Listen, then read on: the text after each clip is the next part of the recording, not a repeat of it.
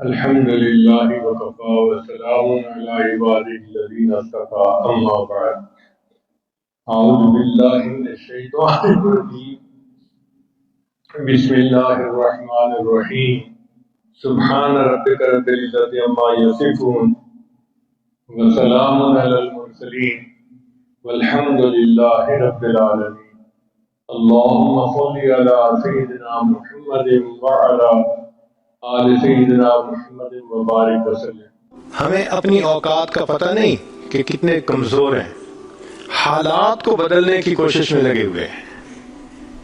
بھئی حالات کا بنانے والا، بھیجنے والا اللہ رب العزت ہے، وہ مغیر الاحوال ہیں، جب چاہتے ہیں حالات کو جیسا چاہتے ہیں بدل دیتے ہیں۔ تو یہ تو حکم پروردگار کا ہوگا تب بدلیں گے۔ دنیا کے کہنے سے حالات بدلتے تو دنیا جنت بن جاتی، ہر بندہ اپنی من مرضی کی زندگی گزار رہا ہوتا۔ تو ایک ترتیب ہے اللہ رب العزت کے ہاں، چنانچہ ہمارے مشائخ نے 4 باتیں کہی ہیں، لوہے کی لکیر ہے۔ جب آزمائیں گے ان باتوں کو کھرا پائیں گے۔ پہلی بات کہ جو شخص اپنے اعمال کو سنوار لیتا ہے اللہ تعالیٰ اس کے حالات کو سنوار دیتے ہیں۔ جو شخص اپنے اعمال کو سنوار لیتا ہے اللہ تعالیٰ اس کے حالات کو سنوار دیتے ہیں۔ ہم اس کوشش میں لگے ہوئے ہیں کہ حالات پہلے سنوریں پھر اعمال سنواریں گے۔ آپ بات کریں دوست سے، بھئی آپ مسجد میں نظر نہیں آتے، کچھ کاروباری حالات ٹھیک نہیں، ٹھیک ہو گئے تو میں مسجد میں آؤں گا۔ یعنی ہم چاہتے ہیں حالات پہلے ٹھیک ہوں، اعمال بعد میں ٹھیک ہوں گے۔ کیسے ترتیب الٹ سکتے ہیں؟ چنانچہ جسے دیکھیے وہ اسی کوشش میں لگا ہوا ہے کہ پہلے حالات ٹھیک ہوں بعد میں اعمال ٹھیک کریں گے۔ تو ترتیب ہی الٹی ہم کرتے پھر رہے ہیں۔ اعمال کو جو شخص سنوار لیتا ہے اللہ تعالیٰ اس کے حالات کو سنوار دیتے ہیں۔ اعمال بگڑیں گے، حالات بگڑیں گے۔ جب کہا میں نے کہ یا اللہ تو میرا حال دیکھ، جب کہا میں نے کہ یا اللہ تو میرا حال دیکھ، حکم آیا میرے بندے نام اعمال دیکھ۔ ہم حالات کا تو شکوہ کرتے ہیں، اپنے عمل تو نہیں نہ دیکھتے۔ تو اعمال کو سنوارنے سے اللہ تعالیٰ حالات کو سنوار دیتے ہیں۔ ہم اپنے اندر تقوی اور صبر و ضبط پیدا کریں، اللہ رب العزت ہر دور اور ہر زمانے میں تقوی اور صبر والے بندے کو فرش سے اٹھائیں گے، عرش کے اوپر بٹھائیں گے، تخت کے اوپر بٹھائیں گے۔ اب تقوی اور صبر کی طرف تو ہم آتے نہیں، چاہتے ہیں زندگی تو رہے جیسے ہم گزار رہے ہیں، حالات سیدھے ہو جائیں۔ کیسے حالات سیدھے ہو سکتے ہیں؟ سمپل سی مثال ہے کہ بجلی سے ایک مشین چلتی ہے،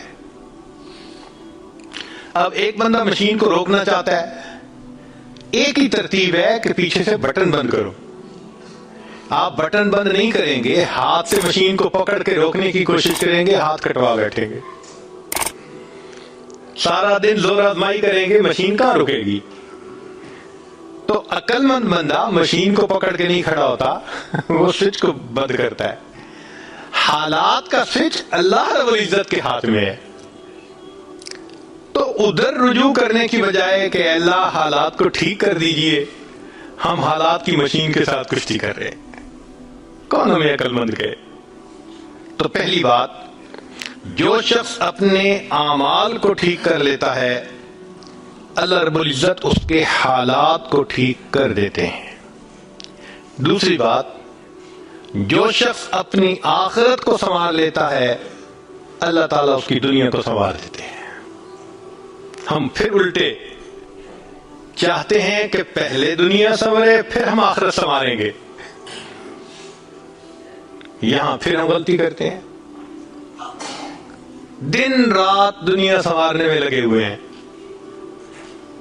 پزل بنی ہوئی ہے، ایک حصہ جوڑتے ہیں تو دوسرا ٹوٹتا ہے، وہ توڑتے ہیں تو پہلا ٹوٹتا ہے، ہر بندہ لگا ہوا ہے اسی کوشش میں۔ تو اللہ رب العزت کے ہاں ترتیب یہ ہے۔ اس کی مثال اگر دیکھنی ہو، صحابہ رضی اللہ عنہ کی مبارک زندگیوں کو دیکھیے، انہوں نے اپنی آخرت کو سنوارا، اللہ نے اس کے نتیجے میں ان کی دنیا کو سنوار دیا۔ بات کیا تھی کہ نہ کیسر و کسرا سے دبے چند وہ لوگ کے اونٹوں کے چلانے والے، اور جن کو کافور پہ ہوتا تھا نمک کا دھوکا، بن گئے دنیا کی تقدیر بدلنے والے۔ انہوں نے اپنی آخرت کو سنوارا، اللہ نے دنیا سنواری۔ کیسے؟ اطمینان، اتنا اطمینان کہ یمن سے جوان عورت چلتی ہے اور مدینہ طیبہ پہنچتی ہے، اور پورے راستے میں کوئی اس کی طرف آنکھ اٹھا کر دیکھنے والا نہیں ہوتا۔ اللہ نے مال و دولت کے اتنے ڈھیر عطا کیے تھے۔ انس اللہ عنہ کہتے ہیں کہ میں لکڑی کاٹنے والے کلہاڑے سے سونے کی اینٹوں کو توڑا کرتا تھا۔ اب لکڑی کے کلہاڑے سے جو سونا ٹوٹے گا وہ تولوں میں اور گراموں میں تو نہیں ہو سکتا۔ اللہ نے اتنی دولت ان کے قدموں میں ڈال دی تھی۔ بچہ پیدا ہوتا تھا، اس کا روزینہ متعین تھا۔ سیدنا عمر رضی اللہ عنہ نے ایک رات دیکھا، ایک عورت چھوٹے سے بچے کو روٹی کا ٹکڑا کھلانے کی کوشش کر رہی ہے، بچہ رو رہا ہے۔ پوچھا کیوں کر رہی ہو؟ کہنے لگی کہ امیر المومنین نے قانون بنایا ہوا ہے کہ جب بچہ دودھ چھوڑے گا پھر ہم بیت المال سے روزینہ متعین کریں گے، تو میں کوشش کر رہی ہوں۔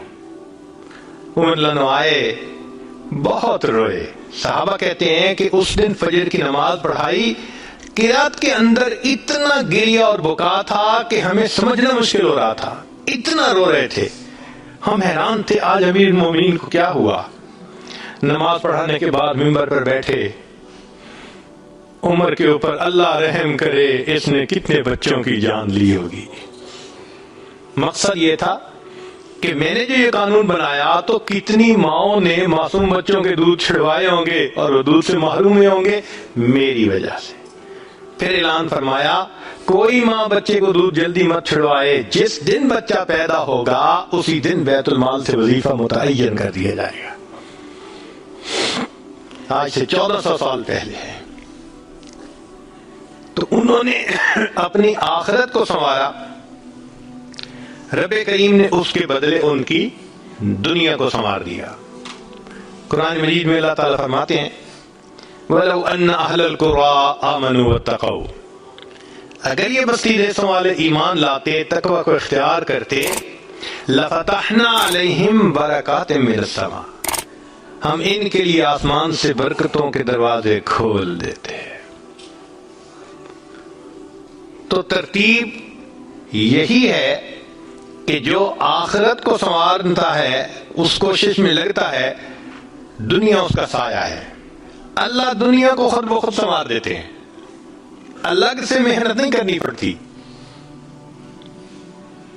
مثال کے طور پہ جو بندہ سچ بولتا ہے تجارت میں، اللہ تعالیٰ اس کی تجارت کو خود سنوار دیتے ہیں۔ قسم اٹھا کے یہ بات کہی جا سکتی ہے کہ سچ بولنے والا تاجر کبھی مفلس نہیں ہو سکتا، پاسبل ہی نہیں کہ سچ کی بنیاد ہو اور اس میں برکت نہ ہو۔ تو دو باتیں ہیں، جو شخص اپنے اعمال کو سنوارتا ہے اللہ تعالیٰ حالات کو سنوار دیتے ہیں، جو اپنی آخرت کو سنوار لیتا ہے اللہ تعالیٰ اس کی دنیا کو سنوار دیتے ہیں۔ ہارون رشید اپنی کھڑکی میں سے نیچے دیکھ رہا ہے، مسجد کے دروازے پر امام ابو یوسف رحمۃ اللہ علیہ تشریف لا رہے ہیں، اور ان کے پیچھے دو شاگرد ساتھ ساتھ جڑے ہوئے ہیں۔ دونوں چاہتے ہیں کہ میں جوتے اٹھاؤں، ہر ایک اس کوشش میں ہے۔ جب امام ابو یوسف رحمۃ اللہ نے جوتے اتارے تو ان میں سے ایک بچے کا ہاتھ ایک جوتے پہ پڑا، دوسرے کا ہاتھ دوسرے جوتے پہ پڑا، دونوں نے ایک ایک جوتا اٹھا لیا۔ پھر انہوں نے فوراً آپس میں یہ طے کر لیا کہ ایک نے کپڑا بچھایا، رومال، ایک نے بھی جوتا ڈالا، دوسرے نے بھی اس میں ڈال دیا، ایک نے ایک طرف سے پکڑ لیا، دوسرے نے دوسری طرف سے، کہ دونوں کو جوتے اٹھانے کا اجر مل جائے۔ حضرت آگے جا رہے ہیں اور پیچھے دو طالب علم اس طرح جوتے لے کے جا رہے ہیں کہ رومال کے اندر جوتے ہیں، ایک نے بھی پکڑا ہوا ہے دوسرے نے بھی پکڑا ہوا ہے۔ ہارون رشید نے دیکھا تو ٹھنڈی سانس لی، بیوی نے پوچھا ہارون رشید کیا ہوا؟ کہنے لگا یوں تو دنیا ہمیں بادشاہ کہتی ہے، ہمارے جوتے اٹھانے کے لیے بھلا کون جھگڑتا ہے؟ یوں تو دنیا ہمیں بادشاہ کہتی ہے، ہمارے جوتے اٹھانے کے لیے بھلا کون جھگڑتا ہے۔ جو آخرت سنوارتا ہے اللہ ایسے دنیا سنوارتے ہیں کہ دنیا جوتے اٹھانے کے لیے جھگڑتی ہے آپس میں۔ تو فرمایا کہ جو اپنی آخرت کو سنوار لیتا ہے اللہ تعالیٰ اس کی دنیا کو سنوار دیتے ہیں۔ چنانچہ ایک سیاح ہندوستان آیا گھومنے پھرنے کے لیے، اجمیر شریف بھی گیا، وہاں اس نے حضرت خواجہ معین الدین چشتی اجمیری رحمۃ اللہ علیہ کے مزار پہ دیکھا مسلمان بھی آ رہے ہیں اور ہندو بھی آ رہے ہیں اور سکھ بھی آ رہے ہیں۔ اللہ کی شان، اللہ رجوع دے دیتا ہے نا، سبھی آ رہے ہیں دعائیں مانگ رہے ہیں۔ تو وہ بڑا حیران کہ ہر کمیونٹی کے لوگ آ رہے ہیں، ہر مذہب کے لوگ آ رہے ہیں۔ تو جب واپس گیا تو بیوی نے پوچھا کہ بتائیں آپ نے کون سی انوکھی چیز وہاں دیکھی؟ تو اس نے کہا ہاں میں نے ایک چیز انوکھی دیکھی کہ ایک شخص قبر میں لیٹا ہوا تھا مگر لوگوں کے دلوں پر حکومت کر رہا تھا۔ ایک شخص قبر میں لیٹا ہوا تھا مگر لوگوں کے دلوں پہ حکومت کر رہا تھا۔ اللہ تعالیٰ یوں دنیا سنوارتے ہیں۔ تو دو باتیں، جو شخص اپنی اعمال کو سنوار لیتا ہے اللہ تعالیٰ اس کے حالات کو سنوار دیتے ہیں، اور جو شخص اپنی آخرت کو سنوار لیتا ہے اللہ تعالیٰ اس کی دنیا کو سنوار دیتے ہیں۔ تیسری بات کہ جو شخص اللہ رب العزت سے اپنے تعلق کو سنوار لیتا ہے اللہ مخلوق سے اسے تعلق کو سنوار دیتے ہیں۔ آج ہم چاہتے ہیں چچا راضی ہو جائے، پھوپھو راضی ہو جائے، بہن راضی ہو جائے، اور عجیب بات ہے یہ رشتہ داریوں کے معاملے ہیں ہی ایسے، کھاؤں کدھر کی چوٹ بچاؤں کدھر کی چوٹ، سمجھ ہی نہیں لگتی کہ سب کو کیسے راضی کیا جائے۔ انسان حیران ہوتا ہے، اور یہ ہم تو سب کے ساتھ اچھا کرتے ہیں مگر پتہ نہیں رشتہ دار ہم سے راضی نہیں ہوتے۔ اس کے پیچھے بھی راز ہے، کیوں کہ ہم نے اللہ سے اپنے تعلق کو تو سنوارا نہیں ہوتا، مخلوق سے تعلق کیسے سنورے گا؟ تو فرمایا کہ جو شخص اللہ رب العزت سے اپنے تعلق کو سنوار لیتا ہے اللہ تعالیٰ مخلوق کے ساتھ اس کے تعلق کو سنوار دیتے ہیں۔ اگر اس کی مثال دیکھنی ہے تو نبی علیہ الصلوۃ والسلام کی مبارک زندگی کو دیکھیے۔ ایک وہ وقت بھی تھا کہ جب اپنے رشتہ دار نبی علیہ الصلوۃ والسلام کو تکلیف پہنچاتے تھے، آپ بازار میں آگے آگے دعوت کا کام کرتے تھے اور پیچھے آپ کا چچا ابو لہب لوگوں کو کہتا تھا کہ یہ شخص غلط بیانی کر رہا ہے تم اس کی بات مت ماننا، اپنے مخالفت کرتے تھے۔ ایک وہ وقت بھی تھا۔ پھر ایک وہ وقت آیا کہ جب اپنوں نے مکہ مکرمہ میں جینا تنگ کر دیا اور نبی علیہ الصلوۃ والسلام نے بیت اللہ کو دیکھ کر کہا بیت اللہ میں تجھے کبھی نہ چھوڑتا مگر مکہ کے رہنے والے مجھے یہاں بسنے نہیں دیتے۔ مبارک آنکھوں میں آنسو تھے اور اللہ کے حبیب جدا ہو رہے تھے۔ پھر کیا ہوا؟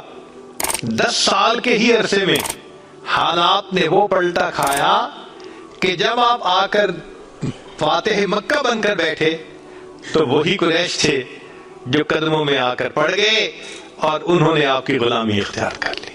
ہندا نے کہا جتنے خیمے دنیا میں تھے سب سے زیادہ آپ کے خیمے سے مجھے نفرت ہوا کرتی تھی، آج جتنے خیمے ہیں سب سے زیادہ محبت مجھے آپ کے خیمے سے ہے۔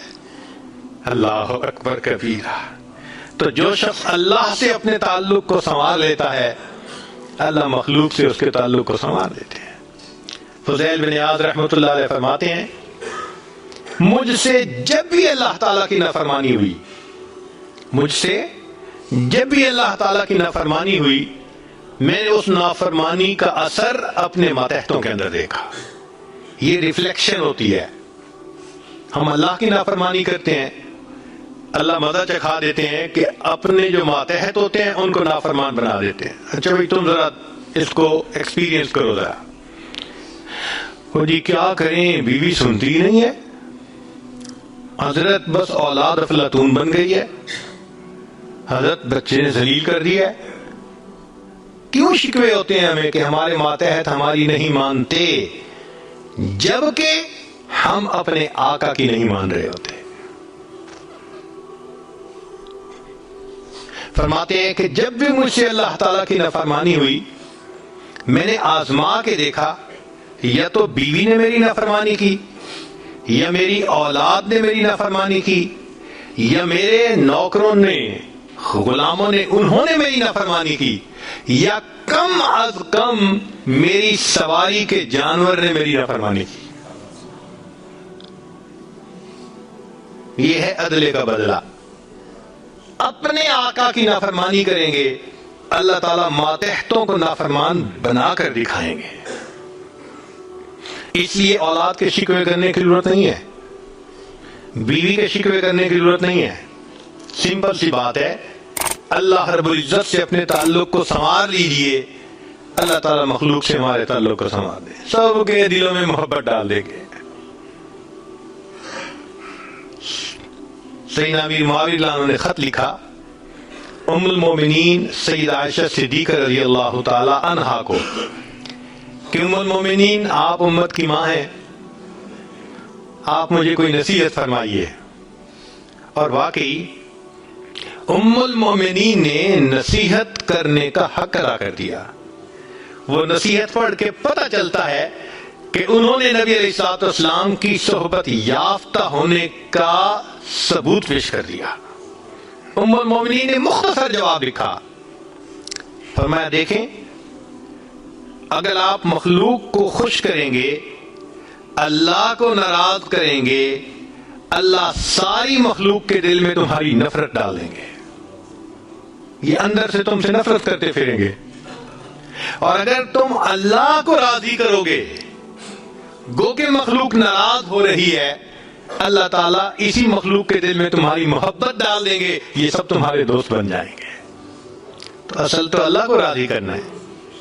تو فرمایا کہ تم اللہ سے اپنے تعلق کو سنوار لو، اللہ تعالیٰ مخلوق سے تمہارے تعلق کو سنوار دیں گے. تو اولاد کو نیک بنانے کا سب سے آسان طریقہ خود نیک بن جائیے. جو خود نیک بنتا ہے اور اللہ کے حکم کو توڑنے سے باز آ جاتا ہے، اللہ تعالیٰ اولاد کو مطیع اور فرمانبردار بنا دیتے ہیں.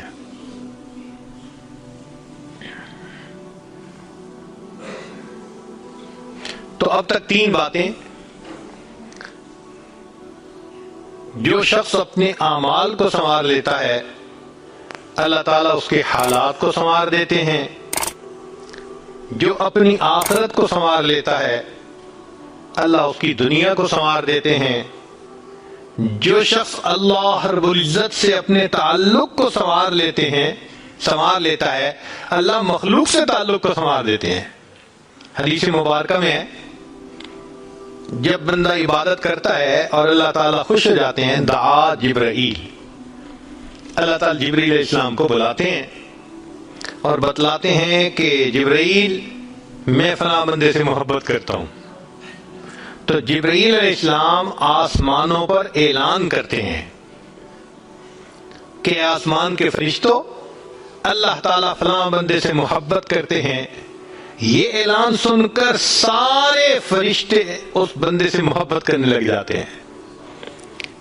پھر جبرائیل علیہ السلام زمین پر آتے ہیں اور زمین پر آ کر پھر اعلان کرتے ہیں کہ لوگوں فلاں شخص سے اللہ تعالیٰ محبت کرتے ہیں.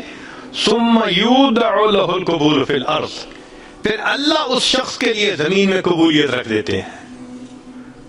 پرائے اپنے بن جاتے ہیں، دشمن دوست بن جاتے ہیں، مخالفین کے دلوں میں بھی اللہ ان کی محبت اور عظمت ڈال دیتے ہیں.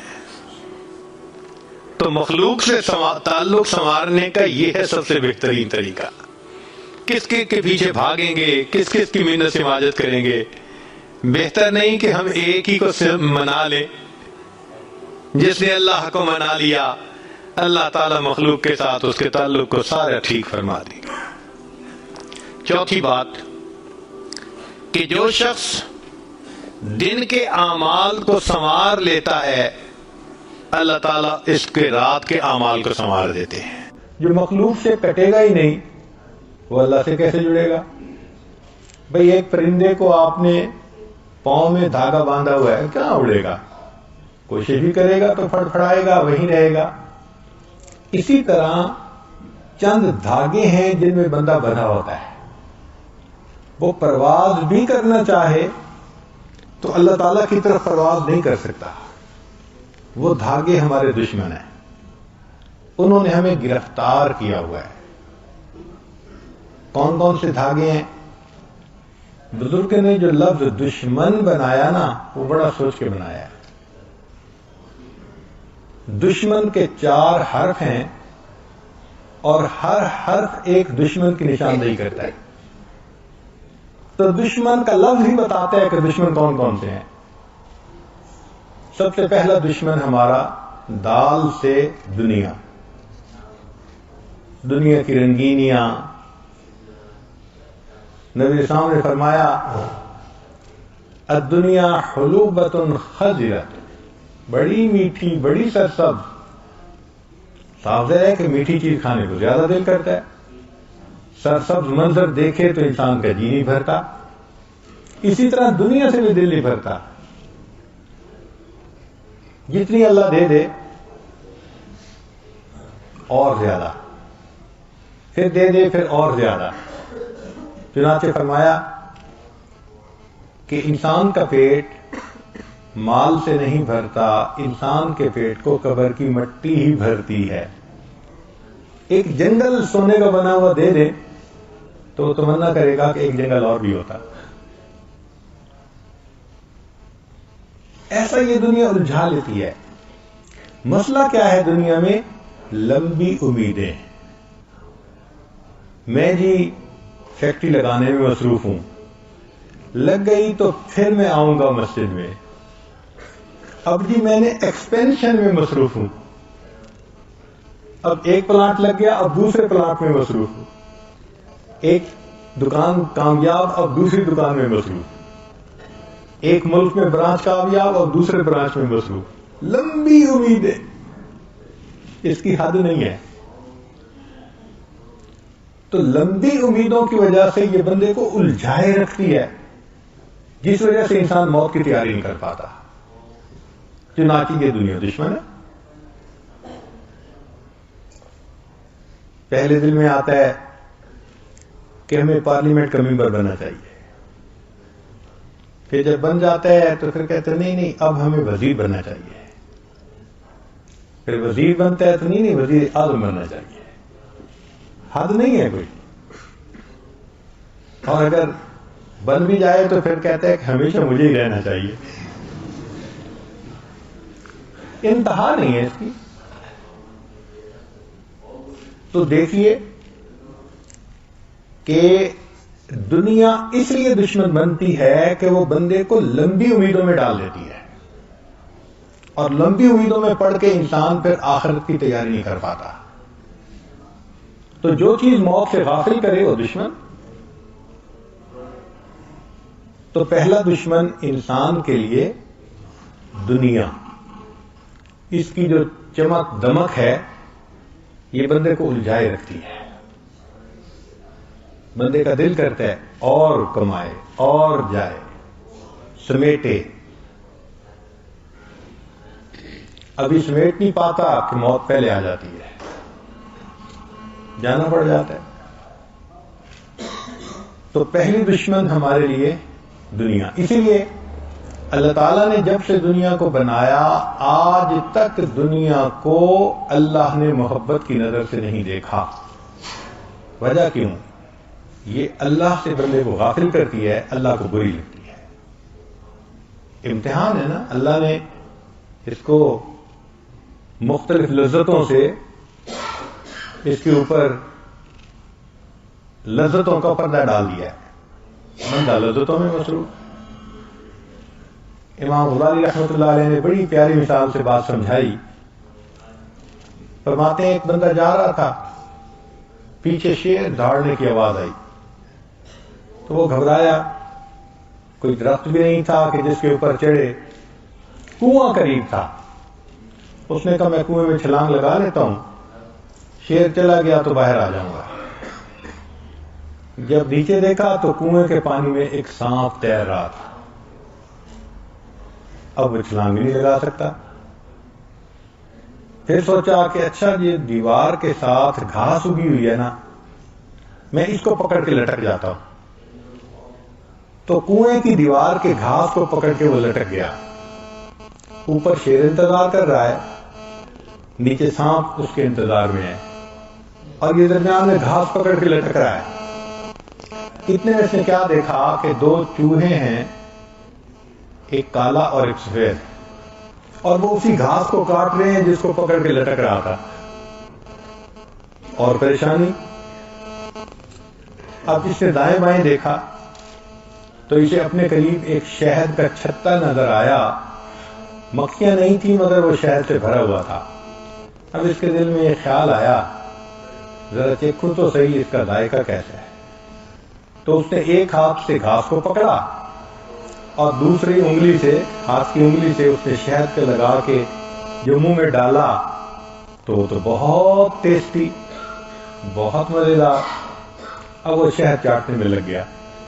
جب شہد چاٹنے میں لگ گیا، نہ اسے شیر یاد ہے، نہ اسے سانپ یاد ہے، نہ اس کو سفید کالا چوہا یاد ہے، بس وہ شہد چاٹنے میں لگا ہوا ہے۔ امام غزالی رحمۃ اللہ فرماتے ہیں، اے انسان تیرا یہی معاملہ، موت تیرے پیچھے شیر کی طرح لگی ہوئی ہے، اور قبر کا عذاب سانپ کی طرح تیرے انتظار میں ہے، اور تو زندگی کی یہ کمزور سی گھاس پکڑ کے لٹک رہا ہے، اور دن اور رات یہ سفید اور کالا چوہا ہیں جو گھاس کو کاٹ رہے ہیں، اور یہ دنیا کی لذتیں یہ شہد ہے، اور تو شہد چاٹنے میں لگا۔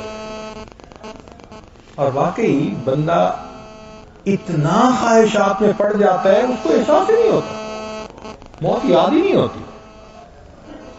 تو اس لیے کیونکہ انسان لمبی امیدوں میں پڑ جاتا ہے، موت سے غافل ہو جاتا ہے، اس لیے دنیا دشمن ہے۔ دوسرا دشمن ہمارا، دشمن کے لفظ میں دوسرا حرف کون سا ہے؟ شین، شین سے شیطان۔ یہ بدبخت ہمارا پکا دشمن ہے۔ رب کریم نے فرمایا ان الشیطان لکم عدوا فاتخذوہ عدوا، شیطان تمہارا دشمن ہے، تم اس کو پکا دشمن ہی بنا کے رکھو۔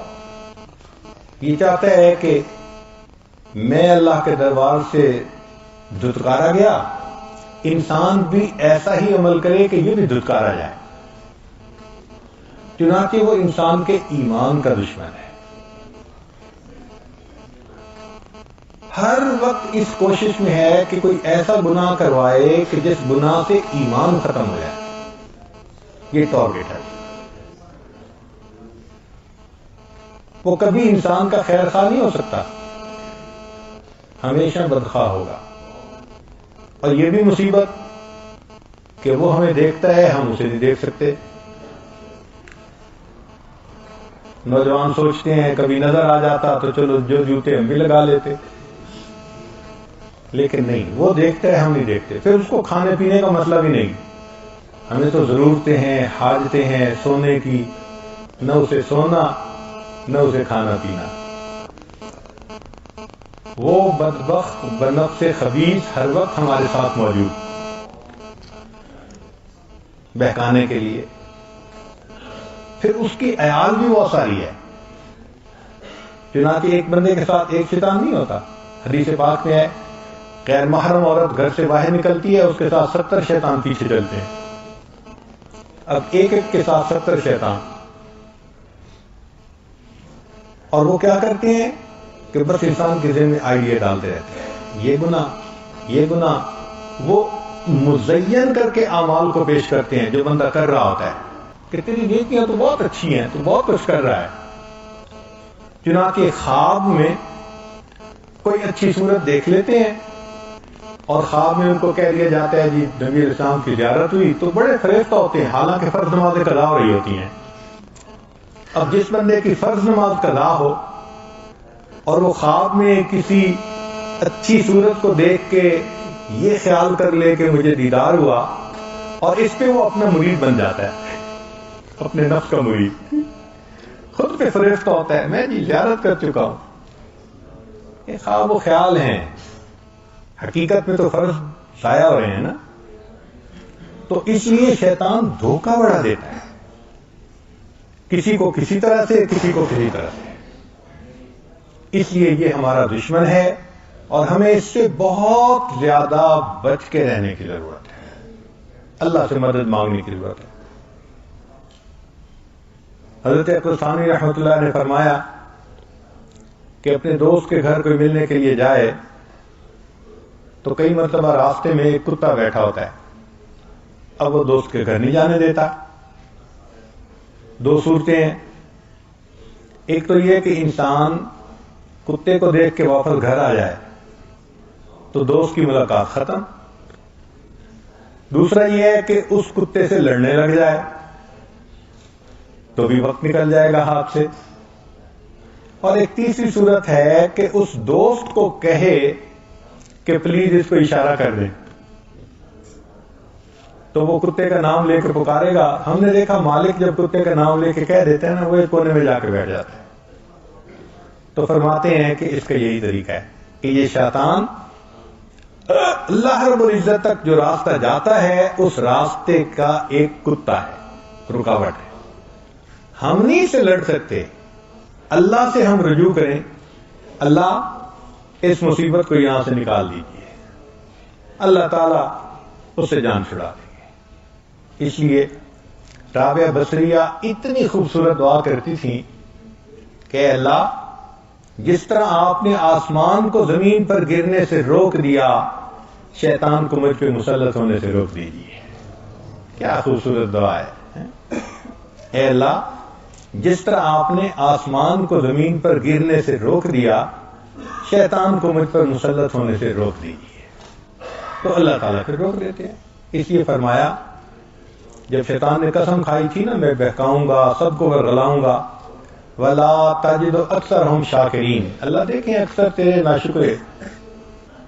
اللہ نے فرمایا تھا کہ إِنَّ عِبَادِي لَيْسَ لَكَ عَلَيْهِمْ سُلْطَانٌ، شیطان جو میرے بندے ہوں گے نا تیرا داؤ ان پہ نہیں چلے گا۔ تو اللہ بچا لیتے ہیں اپنے پسندیدہ بندوں کو شیطان کے ہتھ کنڈوں سے، تو اللہ کی طرف رجوع کریں، اور اگر اللہ کی مدد ساتھ نہ ہو وَقَيَّدْنَا لَهُمْ قُرَنَاءَ فَزَيَّنُوا لَهُم مَّا بَيْنَ أَيْدِيهِمْ وَمَا خَلْفَهُمْ، پھر یہ جو قرین ہے نا، یہ برا ساتھی، یہ پھر اعمال کو مزین کر کے پیش کر دیتا ہے اور انسان کو خاسرین میں سے بنا دیتا ہے۔ تو شیطان سے انسان کبھی بھی مطمئن نہیں ہو سکتا۔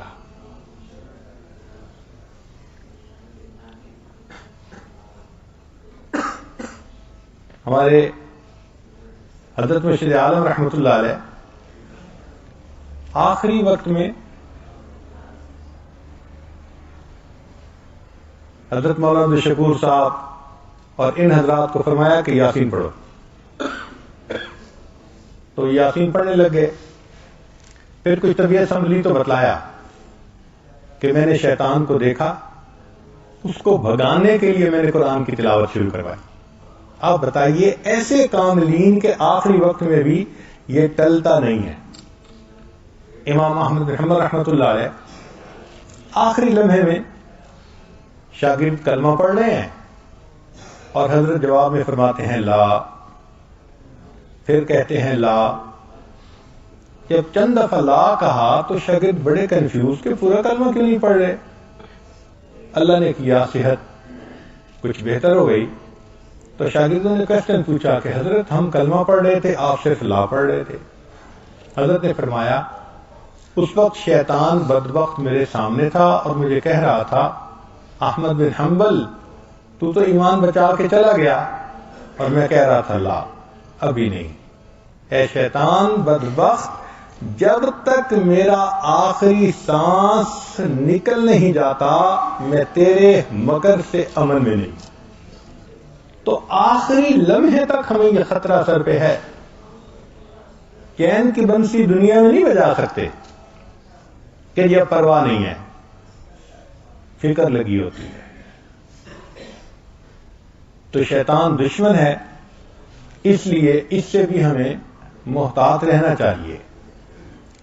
تو پہلا دشمن دنیا اور دوسرا دشمن شیطان، تیسرا دشمن میم کے حرف سے بنے گا، اور میم سے مراد مخلوق۔ مخلوق سے کیا مراد؟ نفسانی محبتیں، کبھی ادھر پھنس گئے کبھی ادھر پھنس گئے، اور یہ جتنی محبتیں ہوتی ہیں یہ سب انسان کو اللہ سے دور کر دیتی ہیں، سب انسان کو اللہ۔ اور یاد رکھنا کہ جو شخص ناجائز تعلقات میں گرفتار ہوتا ہے نا، اس پر جھوٹ کا دروازہ کھل جاتا ہے۔ وہ ایک جھوٹ بولتا ہے، اس جھوٹ سے بچنے کے لیے پھر کئی جھوٹ اور بولتا ہے، پھر اتنے جھوٹوں سے بچنے کے لیے اور جھوٹ بولتا ہے، حتیٰ کہ اس کو جھوٹی قسمیں کھانی پڑ جاتی ہیں۔ ہمیں ایک صاحب نے بتایا کہ میں فسق فجور کی زندگی میں تھا، تو میری بات نکل گئی، تو والد نے مجھے بلایا اور ڈانٹ رہے تھے اور مارنا چاہتے تھے، تو میں نے جھوٹی قسم کھا لی کہ میرا کوئی تعلق نہیں ہے۔ اللہ اکبر! اور اس کی آنکھوں سے آنسو ٹپک رہے تھے کہ اب مجھے احساس ہوا کہ میں نے کتنا بڑا گناہ کیا کہ میں نے صرف والد کی سزا سے بچنے کے لیے یہ کہا تھا کہ اگر میرا اس کے ساتھ تعلق ہو تو مجھے کلمے پہ موت نہ آئے۔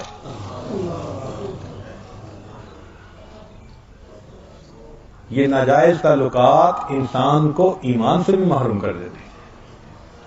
اس لیے مخلوق کی نفسانی شیطانی محبتیں یہ دشمن ہیں۔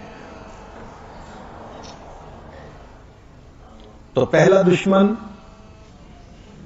دنیا، دوسرا دشمن شیطان، تیسرا دشمن مخلوق، اور کیا چوتھا دشمن نون سے نفس انسان کا، ہمارا اپنا نفس۔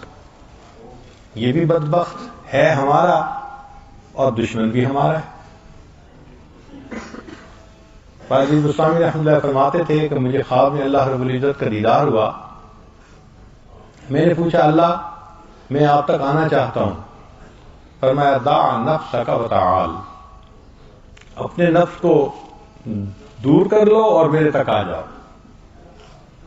تو نفس کو قابو کرنا، اس کی اصلاح کرنا، اس کی خواہشات کو توڑنا، یہ اہم ہے۔ اس کے بغیر اللہ کا وصل حاصل نہیں ہو سکتا۔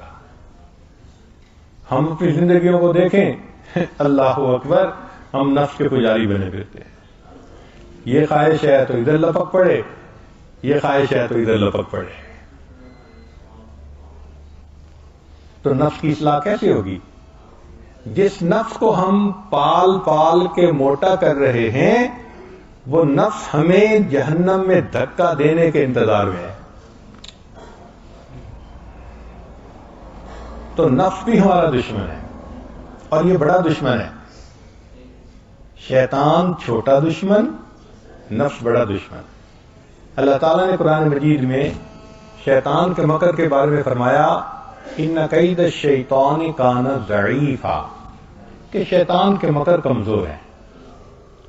لیکن انسان کے نفس کا جہاں تذکرہ آیا، اللہ فرماتے ہیں اور تو ان کیدکن عظیم، تمہارے مکر تو بہت بڑے ہیں۔ تو شیطان کے مکر کمزور اور انسانی نفس کے مکر بہت بڑے۔ جب تک نفس شیطان کا ساتھ نہ دے، شیطان غالب نہیں آ سکتا۔ گھر کا بھیدی لنکا ڈھائے، یہ گھر کا بھیدی ہے، یہ انسان کو شکست دینے میں زیادہ اہم کام کرتا ہے۔ تو اس لیے اس نفس کو بھی اپنا دشمن سمجھے.